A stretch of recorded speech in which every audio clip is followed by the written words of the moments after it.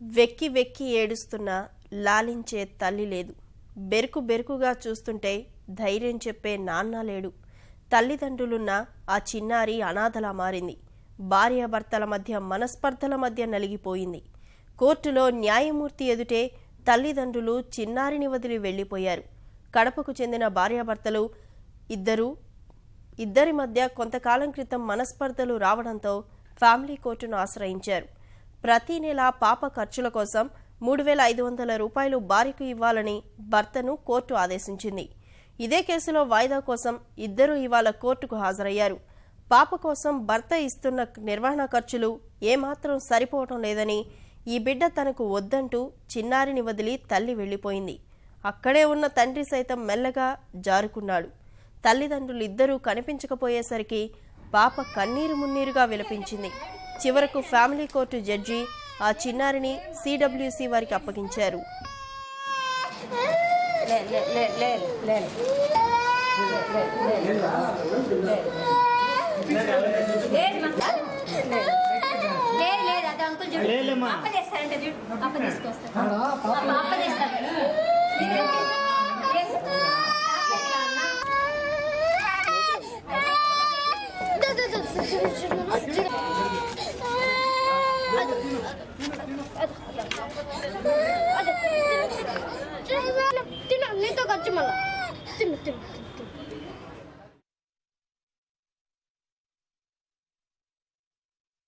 Family కోర్టులో ఈరోజు భార్యాభర్తలు ఒక డిస్ప్యూట్ విషయంలో ఎంసీ కేసులో మెయింటెనెన్స్ కేసులో హాజరు కావడం జరిగింది.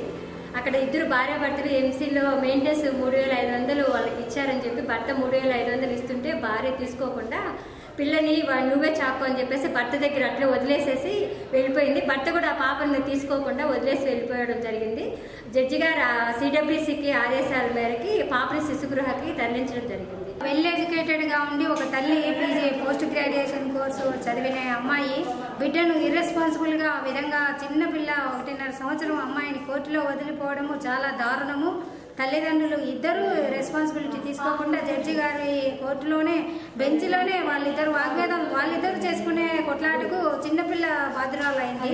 ఆ బాబుకు ఎటు తిరిగి న్యాయం చేయవాలని జడ్జి గారు శిశు విద్య సిడబ్ల్యూసి వాళ్ళకు అప్పగించడం జరిగింది.